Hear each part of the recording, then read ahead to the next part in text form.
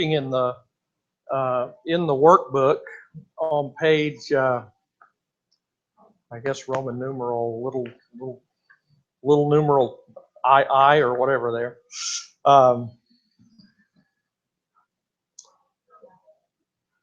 You don't have these questions in the into the introduction?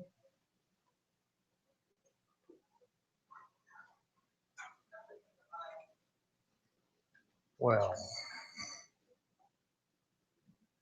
I'd like to see your, let me look at your book. I just thought everybody's book was like mine. These questions. Okay. My book is an earlier printing, but it does, I guess mine has bigger print or something, which might be good. But my questions are over on the next page. So anyway, those questions that are there on the introduction. It says, why was the book of 1st and 2nd Samuel named after Samuel? We talked about some of the reasons for that. Yes. Absolutely. So he was early, judge and prophet and leader. And even though it talks about Saul and David, it was Samuel who anointed both Saul and David. So even in their life, he played a very important role. So the name has been attached to the book because of his work. And then why and when was one book divided into 2 parts? When did they do that? Yes. Around 207 BC, they were translating Septuagint, basically probably so that they could fit it all in one scroll, because as you talked about last time, Greek has a lot more vowels, so words are longer. Absolutely. So as far as the history goes, when it was translated into Greek in Alexandria, it made it a lot longer than it was in the original Hebrew, and it needed two scrolls in order to hold the book. So it's just an arbitrary division that they put in between 1st and 2nd Samuel. It was originally all together. Then it says, what period of time is covered in 1st and 2nd Samuel? You're going to tell somebody about the book, what period is covered in that book? Okay. And it covers about 125 years from 1140 BC to about 1015 BC. And when was the book written? You might think, well, what's the latest thing that's mentioned in the book, I guess, would be one of the things.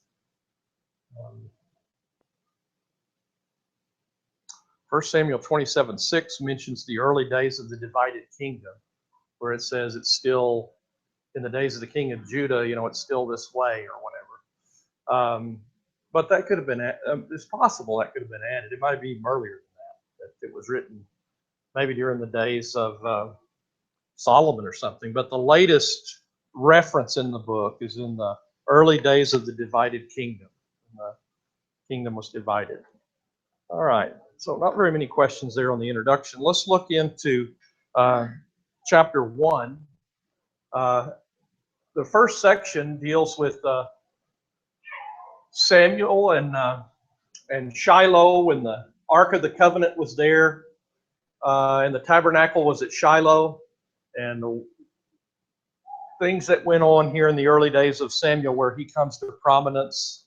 There was one writer I was reading that described this section as from Ichabod to Ebenezer, I think is the way they described it. You remember Ichabod is the name of one of Eli's sons, a child that was born as his mother was dying and heard the news that her husband had been killed, meant the glory has departed because the ark had been captured. So you start off with very low period to where they're going to lose the ark to the Philistines and be dominated. And then Samuel will rise to power and set up the Ebenezer, that stone of help. And then they win the great victory. So all of that happens here in these first 7 chapters. You go from the lowest back to the people being renewed in the covenant and brought back to God and having a victory over the Philistines. And, Samuel really becoming the prominent man in the nation and judge during that period of time. So, 2 prominent facts. The corruption had defiled the priesthood, and there's a need for the voice of authority of a prophet. And God's going to raise up the great prophet Samuel to be that spokesman. And 2 overlapping stories here. In the beginning, you have Samuel and his parents, and Eli and his sons, and they're quite a contrast between the type of person Hannah is and Samuel is, and the type of child that he is as a holy, dedicated person. And then you have Eli and his sons that are a total disaster in the way that they behave themselves. So there's a contrast in that way. So the birth and infancy of Samuel, wrong button. I go do this. I'll put this down. And we'll have, here's a map, kind of shows you the central area where these things take place. Ramah is a city of the family, and a city we read about a lot in Samuel's life. And so the central part of the tribe of Ephraim is going to be the tribe where it is that, Samuel was raised and kind of operates. And you can see up here to the north, Shiloh is where the tabernacle is located. So the judgeship of Samuel's going to be, mentioning those cities that are found there, and we'll look at them as we go along. The first section here in chapter 1 through chapter 2 and verse 11, the birth and infancy of Samuel. You have Eli and Samuel, their simple surroundings, the way that they had their beginning, and then Hannah's prayer and her vow to have a child. She was barren. And then the birth of Samuel in answer to her prayer and vow. And then the dedication of the child to the temple or the tabernacle to serve there for the rest of his life. And then Hannah's song of celebration in chapter 2 and verses 1 through 11. So first of all, these early beginnings here.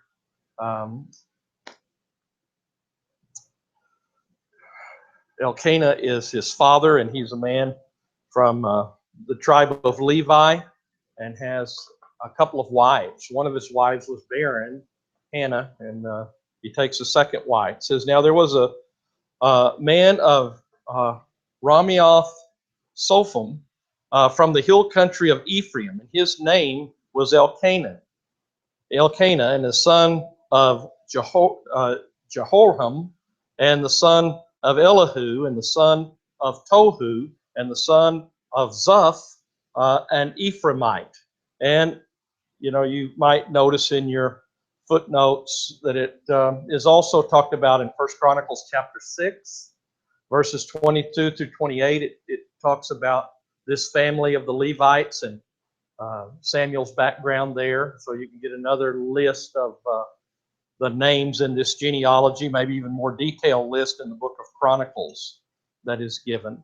And he is an Ephraimite, not because that's his tribe, but you remember when we were studying in the book of Leviticus and Numbers and Deuteronomy that the Levites were spread about in these Levitical cities that were located in all the tribes. And so that's the district or the area where his family grew up, is the Ephraimites. But he's a Levite, and he's from the Kohath family of the Levites. And this man had 2 wives. And we're going to see another example in the scriptures where, God intended from the beginning for it to be male and female, and a man to cleave to his wife, and the 2 should become one flesh. And it wasn't God's purpose to have polygamy. It's an invention of men, something that God permitted or overlooked in the Old Testament times. But we have example after example of why it's a bad thing, and that wasn't God's intention or plan in the beginning, that there's all this rivalry that goes on in the family between the wives and the children that are born to the wives, and just all kinds of heartache and problems. And you have that in this family too. It says, and he had two wives. The name of the one was Hannah, and the name of the other was Peninnah. And Peninnah had children, but Hannah had no children. Now, this man would go up from his city yearly to worship, to sacrifice to the Lord of hosts at Shiloh. And the two sons of Eli, Hophni and Phinehas, were priests to the Lord there. And when the day came that Elkanah sacrificed, he would give portions to Peninnah, his wife, and to all her sons and her daughters. So she's got, I don't know exact number, but she's had a number of children. Hannah's had none. And this, of course, is a cause of great distress to her.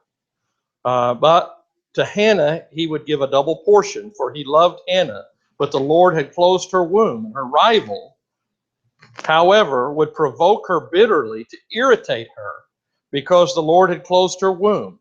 It happened year after year. As often as she went up to the house of the Lord, she would provoke her, so she wept and would not eat.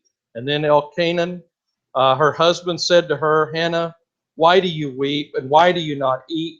And why is your heart sad? Am I not better to you than 10 sons? So we're told about this, trouble in the family here, and the rivalry that's going on there in the family. It tells us that his annual trip, he's a man who worships God regularly, goes up to, makes that trip every year to Shiloh to offer up his sacrifices there. And it's the time that Eli was the judge and the high priest, and his family was in charge at the temple. Eli's name means God is high. Yeah, certainly God is high, but he didn't teach his sons to respect that about God. And he's thought to be from the branch of Aaron's family that Ithamar, his son, and so that's the side of the family that's now has charge of the priesthood. We're going to see because of his sins, the priesthood's going to be transferred out of his family over to Zadok's family later on, and there's going to be a change in the priesthood that's prophesied in this section. So at this time, it's in the family of Ithamar at that particular time. Abiathar is going to be a high priest of the days of David. He's the last one of that line that's going to be a high priest. Then Zadok takes over during Solomon's time, and Abiathar backed the wrong side. He bought Solomon's brother, and that was the end of him as far as being high priest. So that part of the prophecy is going to be fulfilled in just a couple of generations, that he's not going to be in charge anymore. You look at this persecution that goes on with these two wives. Hannah being barren, she's reproached by Peninnah and made her life bitter. She just brags and reminds her regularly that she's barren and rubs it in her face somehow or another. And it just shows the kind of bitterness when you go back to the time of Abraham, and he brought in Hagar to raise up a son for him, and all of the trouble that came from that. And then you look at the days when Jacob had two wives, and the kind of rivalry that went on between Leah and Rachel, so that in the law of Moses it said you could not marry sisters because of them becoming rivals, like Leah and Rachel had done, and how their sons were rivals with one another. And so here we have another example of this same kind of bitterness that goes on in the family. And Elkanah, he tries to comfort her as men, we often try to say things and they don't, end up making people feel any better in what he has to say about her being barren. Well, I'm better to you than 10 sons. Well, that's not the way she felt about it. She felt like she needed to have a child. That's what she really craved, and she was going to go to the proper source to find help. And that is that she goes to God and prays to God that this barrenness might be taken away from her and she might be able to have a child.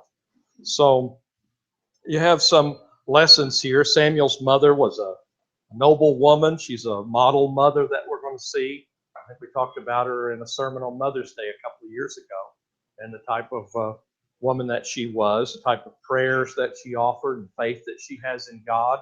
And she's really almost a foreshadowing of Mary in the New Testament. The song that she sings, there are a lot of parallels between the two of what Mary sings about Christ being born.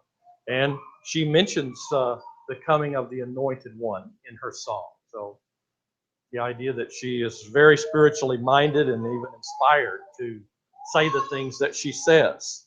So he's certainly one that can teach her about dedication to God and being someone that prays to God and depends upon the Lord.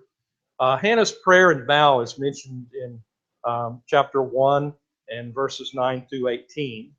And the results that happen there. It says, then Hannah rose from eating and drinking in Shiloh, and now Eli the priest was sitting on the seat by the doorpost of the temple of the Lord.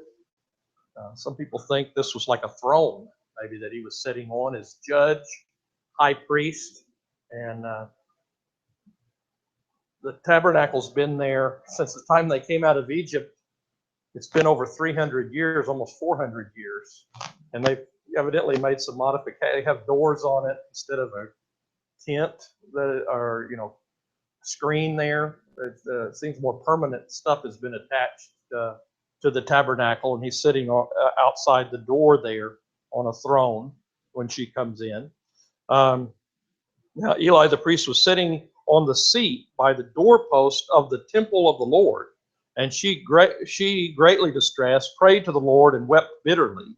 And she made a vow and said, O Lord of hosts, if you will indeed look on the affliction of your maidservant, and remember me, and not forget your maidservant, but will give your maidservant a son, then I will give him to the Lord all the days of his life. A razor shall never come on his head. So she makes a vow to the Lord that if he'll grant her prayer, she will dedicate this child to the Lord as a full-time servant at the tabernacle, and that he will be a Nazirite to the Lord all of his life. He'd be like Samson was dedicated, or like John the Baptist, that he would never cut his hair. It would be a symbol of his dedication to God, and that he would not drink any grape juice of any kind, anything that comes from the grape, not any strong drink. So he's going to be a special man separated for God if God will give her a son. And she makes this vow with all solemnity there. And Eli sees this woman praying. We know from what follows she was praying silently, but she was moving her lips when she was praying. And it tells you something about the immorality of those days, the way that Eli reacts to this prayer. It says, now it came about as she continued praying before the Lord that Eli was watching her mouth. As for Hannah, she was speaking in her heart, only her lips were moving, but her voice was not heard. So Eli thought she was drunk. And then Eli said to her, how long will you make yourself drunk? Put away your wine from you. So, why? If I saw somebody here silently praying and their lips were moving, I would never cross my mind. But evidently it was something that went on. There were a lot of drunks back at that time, evidently, and people that would go to the temple and act in a drunken way, that he would think this woman, why would you jump to a conclusion like that unless it's something you'd seen or that it was common? And so he reproves her and rebukes her and tells her she needs to put this drink away from her. You see, the problems in those days were just like they are now. You need to give up your intoxication and drug use, and sinful men just hadn't changed, has it? I mean, the Bible is just as relevant now as it was back then. I mean, same thing. People are the same. And so he gives her this reproof. And of course, his judgment is completely wrong about Hannah. Hannah is a very spiritually minded person, and this certainly doesn't apply to her. So she makes her defense then in verses 15 and 16. But Hannah replied, "No, my Lord, I am a woman oppressed in spirit. I have drunk neither wine nor strong drink, but I have poured out my soul before the Lord. Do not consider your maidservant as a worthless woman, for I have spoken until now out of the great concern and provocation." So people that would get drunk, a woman that would do that says is a worthless woman. I'm not a worthless woman. I don't get drunk. I'm somebody that came here, and my demeanor and everything about what you see is somebody that is pouring out her heart to God. And that's what a prayer ought to be, shouldn't it? It ought to be the true desires of our heart that we express, not just going through some outward motion or using some words that we've said 1,000 times before and don't think about them, but you're pouring out your heart to God and let Him know about your burdens and anxieties. And we have a command in the New Testament not to be anxious, but to lay our desires upon the Lord. He cares for us, and He cared for Hannah, and He's going to give heed to her prayer. So then in verse 17, now that the high priest and judge understands what's going on, then Eli answered and said, "Go in peace, and may the God of Israel grant your petition that you have asked of Him." So when a man that's the high priest of God and specially chosen judge over all the people, that he makes a pronouncement that carries a lot of weight as a representative of God. And her prayer is answered. And she has great encouragement immediately when she gets this word that her prayer is going to be heard, and then she's going to be happy. You know, it shows what praying with faith is all about. She believes she's going to receive it because she's asked in harmony with the Lord's will. And verse 18, so she said, "Let your maidservant find favor in your sight." So the woman went her way and ate, and her face was no longer sad.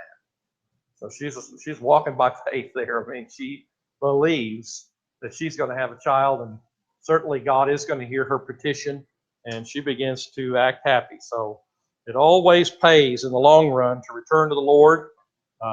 What He first has given us, whether it's time, money, service, talent, or children, we ought to return to Him and dedicate to Him, bless Him for all of the good things He gives us. And that's exactly the way Hannah's attitude is going to be. So Samuel is going to be born to her. Anybody else have a, I'm kind of dominated thing. Anybody else got a thought on these 18 verses we've looked at so far? And anything? I apologize about my reading and my I dropped my glasses on Monday and broke them. Now I've got my old glasses. They're all sprung and loose, and they don't focus exactly right. So I'm struggling up here a little bit. This was a lifelong vow. The other one, it had a stipulated period of time and sacrifices, you know, that you would offer, cut your hair and burn your hair, and you know that. Yeah, it was something like that, months and weeks. It's in the book of Leviticus that it gives you what details we know about it. 13 or 14 or somewhere around in there. But you can look back and read about it. You know, there was a time when Paul was under some kind of vow like that he mentions, where he didn't cut his hair. He was under a vow. So he.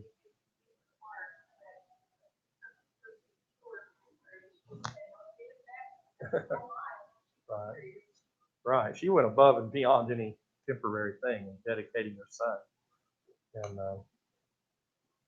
And something that, you know, I've always tried to tell my children that, you know, when they were born, I prayed they would serve God. That would be what they would do. I'd do everything I could to try to help them grow up and do that. I know this must have been a powerful thing in Samuel's mind, all the circumstances connected with his birth and what his mother did and how she prayed for him. And she brings him priestly garment every year to wear in his service at the temple we're going to read about. So in verse 19 then, the birth of Samuel, Hannah and Elkanah, they return home, and she's going to conceive and bear this son. Then they arose early in the morning and worshiped before the Lord and returned again to their house in Ramah. And Elkanah had relations with Hannah, his wife, and the Lord remembered her.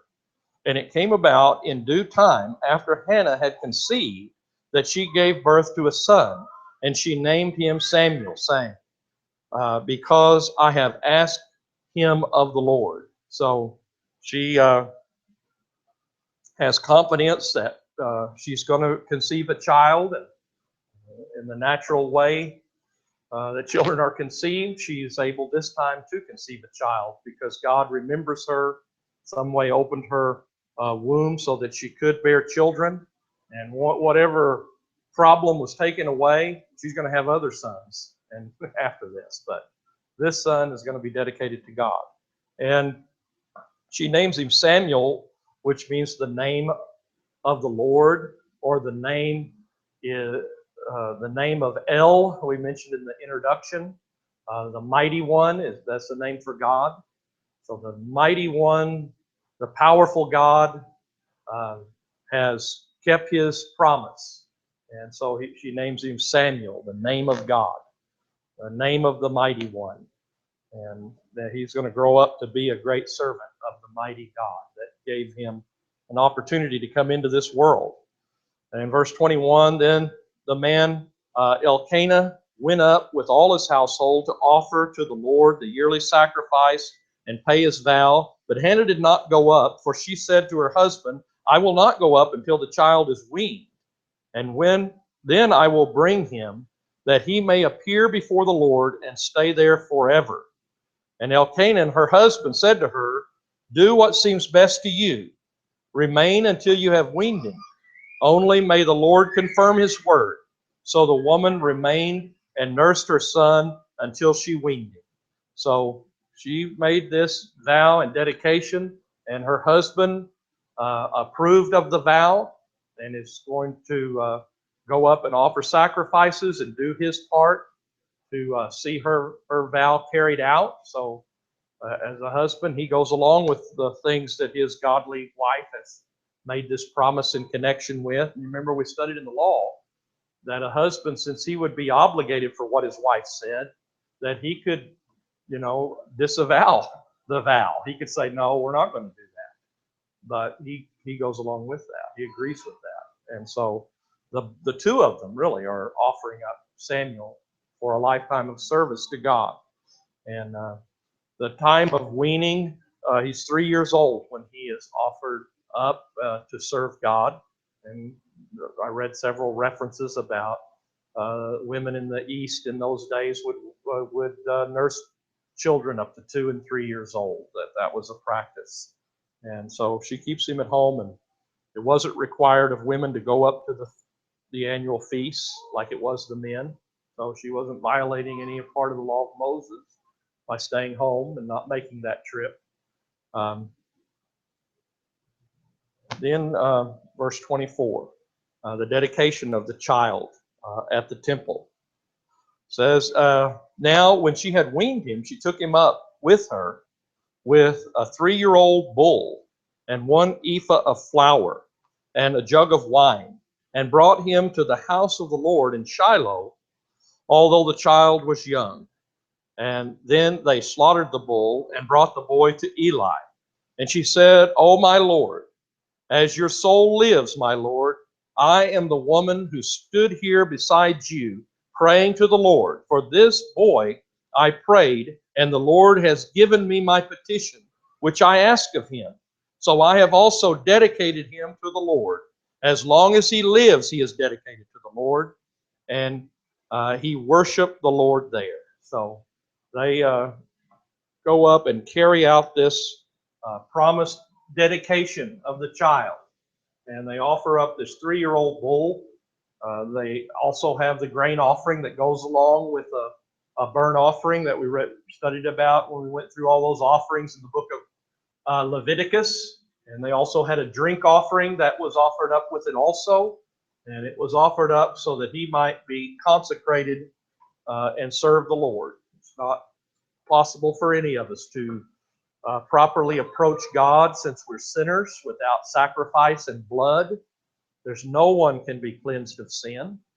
We can say, the Hebrew writer says that without blood there is no forgiveness. So even there, if you were going to approach the Lord and you were going to be dedicated to Him, they had to be blood because we all sin.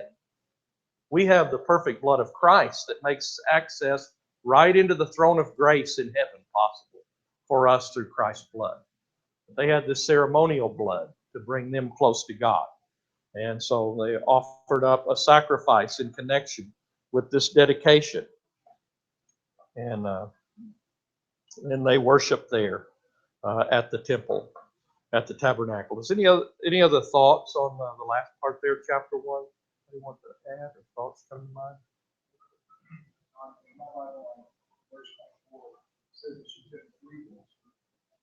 Right.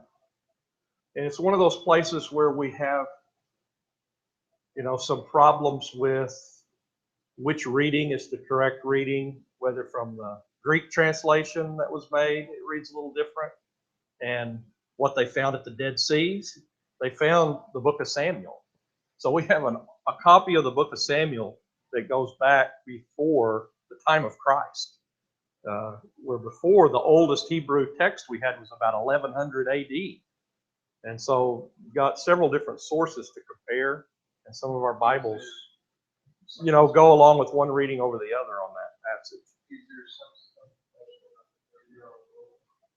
Well, it may be in connection with him being, as the tradition is that he was 3 years old in connection with this 3-year-old bull. Just one of those things where they're not sure about the Hebrew text exactly what it says in Samuel right there. I'm not enough of a Hebrew scholar to be able to know the difference. The best people in the world at translating Hebrew and studying all these texts translated your Bible and my Bible. On this particular verse, they're not sure.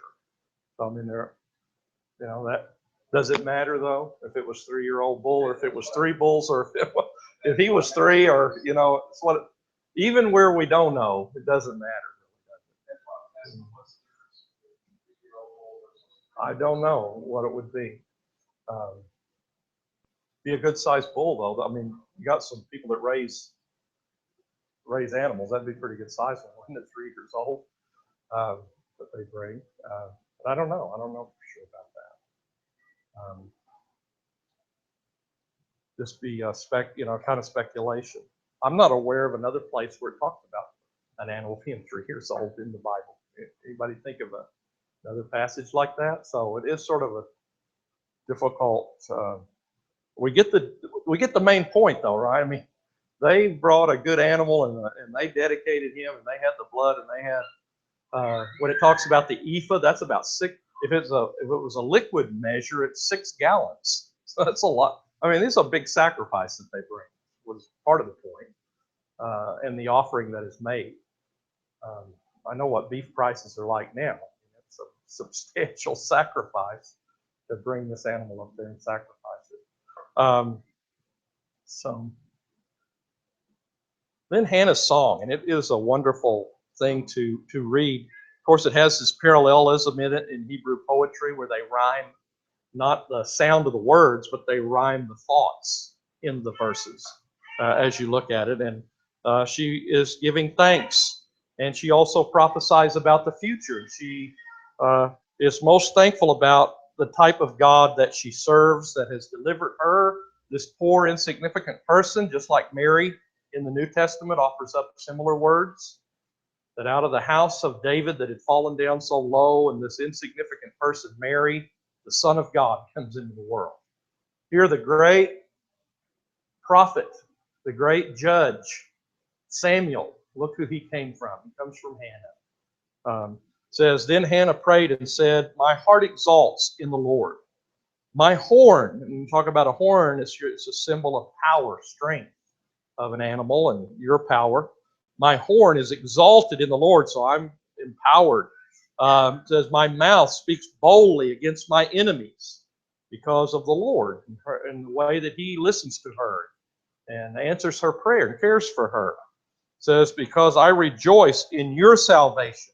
That's what makes her happy and joyful and powerful, is in her deliverance through God from all of her troubles, because God hears her and has a relationship with her. Then she rejoices in God and who he is and the qualities that he has. It says, there is no one holy like the Lord. Indeed, there is no one besides you, nor is there any rock like our rock. So it shows the type of confidence. God is her foundation, her place of refuge. He is her rock. And God didn't let her down, did he? I mean, he kept his word just like he does to us. And you can depend upon the Lord. And there's no other God. There's only the Lord Jehovah. He's the one that we depend upon. And there's no other God out there but the one God. Boast no more so very proudly. Do not let arrogance come out of your mouth, for the Lord is a God of knowledge, and with him actions are weighed.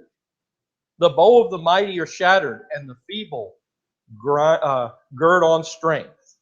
Those who were full hire themselves out for bread, but those who were hungry cease to hunger. Even the barren give birth to 7, but she who has many children languishes. So it points out the power of God. We should not be proud before God or arrogant or brag before God. God is the one who can exalt, and God is the one who can bring low, and he does it all the time. We see people that have all the advantages, the silver spoon in their mouth, everything that you would think would be advantageous for them to be in the leadership, and then God brings up somebody insignificant to rule. And there's no explaining it sometimes how it happens. And the mighty are brought low. And he is a God that has perfect knowledge and knows exactly all of the facts. You can't fool him. So you'd better be careful in any kind of misrepresentations that you make. All of your actions are being weighed by God. And he's a judge, and he can shatter those that are arrogant and boast against him, and he can bring them down, and he can lift those up that pray to him and that are hungry. They can be exalted. So verse 6, kills and makes alive. He brings down to Sheol and raises up. The Lord makes poor and rich.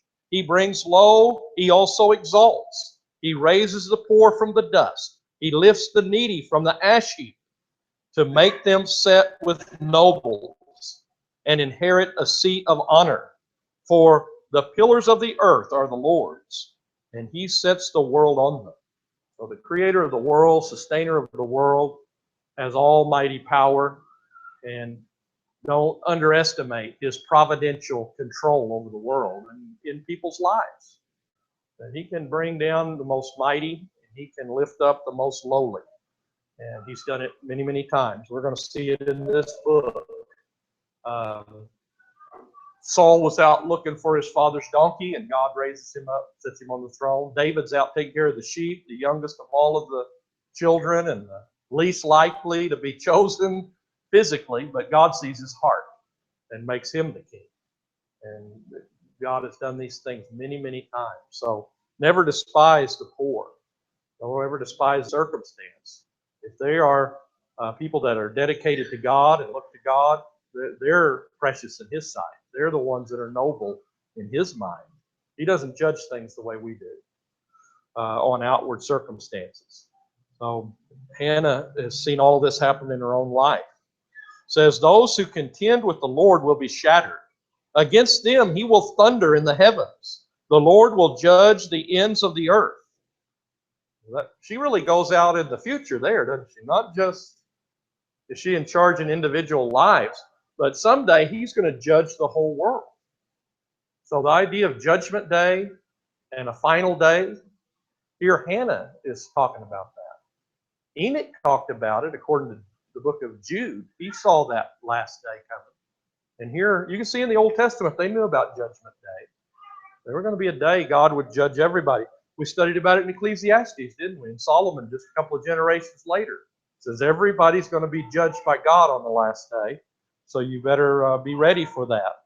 And he will give strength to his king. So God is going to have a king someday. And I think he's talking about the Messiah. That someday the Messiah is going to arise. The King of Kings. And he's going to be on the earth. And he will exalt the horn of his anointed. So this is before the people even thought about getting a king or asking for a king. And yet Hannah says God is going to have a king someday. And he is going to be the anointed one. What is the word Messiah or Christ? Anointed, right? So you could translate that Christ right there. He's going to exalt his Christ, or his anointed one. It says, then Elkanah went to his house at Ramah, but the boys ministered to the Lord before Eli the priest. So here you have the boy stays behind. I don't know what things he could do at 3 years old, or eventually, he could do more and more, right? He was serving there with Eli and the other priests, and he would open the doors, do the manual labor and different things to help at the worship and at the house. Yes.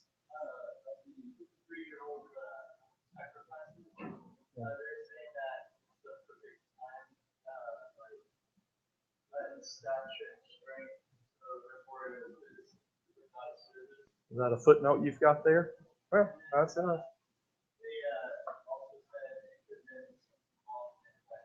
Right. Could be something else they got, but I don't get. There's some. It's a long time ago. Think about how long ago this was, what their customs were back then, and what 3 years old might mean to them that's been lost. That hadn't been handed down to us. Those are all good points and all possible things that could be right. Let's see. So then you have Eli's rejection and Samuel's call in chapter 2 and verse 12 through chapter 3 and verse 27. We have the next section here. Let's just go ahead and kind of introduce for next week these worthless sons of Eli. We've heard about Hannah and the type of people that, her husband and their dedication to the Lord, willingness to keep their word to God. And then, on the other hand, some men that are high-born here as high priestly sons, and the way that they behave themselves in contrast. Verse 12 says, now the sons of Eli were worthless men. They did not know the Lord, and the custom of the priest with the people. When any man was offering a sacrifice, the priest's servants would come while the meat was boiling with a three-pronged hook in his hand. And then he would thrust it into the pan or the kettle or the cauldron or pot. And all that the fork brought the priest would take for himself. Thus they did in Shiloh to all the Israelites who came there. Also, before they burned the fat, the priest's servants would come and say to the man who was sacrificing, give the priest meat for roasting, as he will not take boiled meat from you, only raw. And if the man said to him, they must surely burn the fat first, and then take as much as you desire. Then he would say, no, but you shall give it to me now, and if not, I will take it by force. Thus the sin of the young men was very great before the Lord, for the men despised the offering of the Lord. And again, I don't know everything about what was going on there, but I know they were violating the basic rules about how they were to get, a designated part of the animal when they offered a sin offering or a peace offering.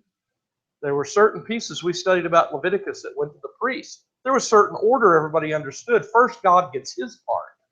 First, you sprinkle the blood. Then you offer the fat and God's portion. Then the priest can get his part. They say, no, we don't care. They don't know God. They have no personal relationship with God. They've just got this office inherited from their father, and they're serving as priests, and they don't really have faith in God. They don't trust God. They're just in it for what they can get out of it. And don't we have people in religion like that?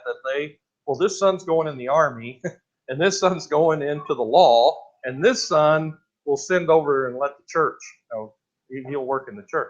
We had that all over Europe going on. And people didn't have any kind of faith whatsoever, didn't know God at all, are serving as priests. And that's the way it was at God's tabernacle. Well, we'll come back and look at that a little bit more, Lord willing, next week. Appreciate your attention and your thoughts.